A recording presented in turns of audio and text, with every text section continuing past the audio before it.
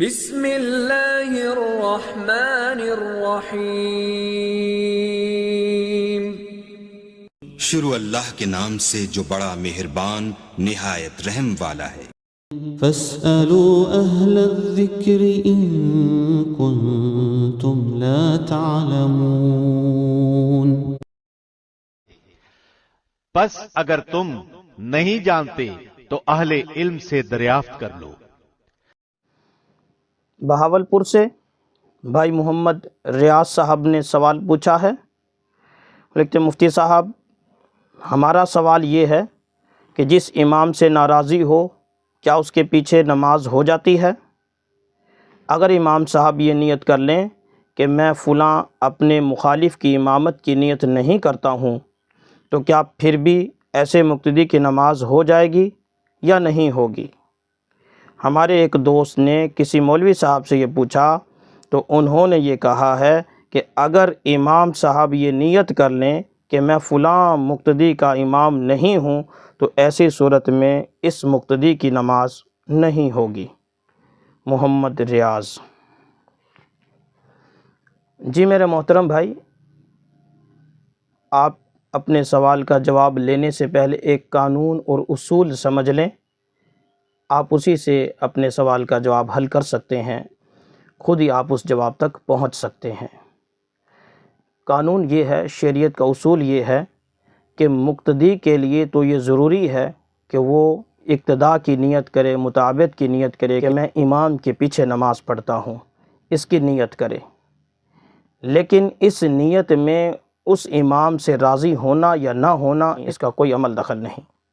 محض اس شخص کی نیت کرنا ہی کافی ہے کہ میں اپنے امام کی مطابقت کرتا ہوں، اس کی اقتداء کی نیت کرتا ہوں، اس امام کے پیچھے میں نماز پڑھتا ہوں، محض اتنا ہی صحیح ہے، یہی شریعت کا حکم ہے کہ اس کی اقتداء کی نیت کرے۔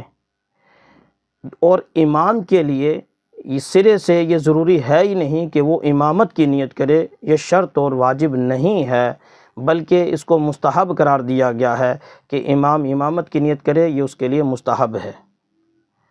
اب جب مقتدی کی نیت کے صحیح ہونے کے لیے محض اتنا کافی ہے کہ وہ مطابقت کی نیت کرے، کہ اقتداء کی نیت کرے، اس میں جب کسی کی ناراضی یا راضی ہونے کا کوئی عمل دخل ہی نہیں تو لہٰذا اگر امام سے ناراضی ہو بھی تو اس صورت میں اقتداء درست ہو جائے گی۔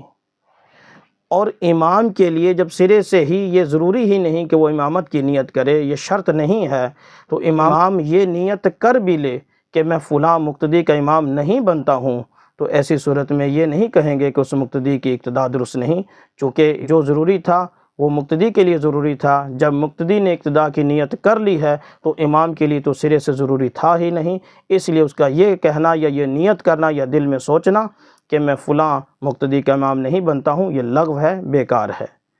بہرحال اتنا ضرور ہے کہ جس امام کے پیچھے ہمیں نماز ہم پڑھتے ہیں اس کے ساتھ ناراضی کوئی اچھا عمل نہیں ہے، امام کے ساتھ ناراض ہونا یہ کوئی مناسب نہیں، اس لیے امام سے ناراضی رکھنا یہ تو درست نہیں ہے، اسے بچنا چاہیے۔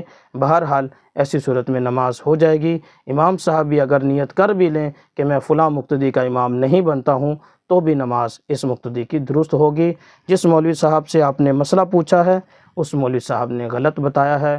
ہمارے معاشرے میں یہ ایک المیہ ہے کہ ہم ہر ایرے گیرے سے مسئلہ پوچھ لیتے ہیں اور جس سے پوچھا جاتا ہے وہ بھی کوئی توقف نہیں کرتا، جو منہ میں آتا ہے وہ کہہ دیتا ہے۔ ایسے لوگوں کے بتائے ہوئے مسائل کی وجہ سے ہمارے معاشرے میں غلط مسائل کی بھرمار ہے۔ اس لیے میرے محترم بھائی، میں پہلے بھی اپنی کئی ویڈیوز میں کہہ چکا ہوں کہ مسئلہ ایسے شخص سے پوچھا کریں جو مسئلہ بتانے کی اہلیت رکھتا ہے، ہر ایرے گیرے سے مسئلہ نہ پوچھا کریں، تاکہ آپ تک صحیح دین پہنچے، حق بات پہنچے، صحیح بات پہنچے، صحیح مسئلہ پہنچے گا، صحیح عمل کریں گے تو انشاءاللہ اس پر اجر ملے گا۔ جب مسئلہ ہی آپ کو غلط پہنچے گا جس کی وجہ سے آپ عمل ہی غلط کریں گے تو اس پر پھر اجر کے مستحق بھی آپ نہیں ہوں گے۔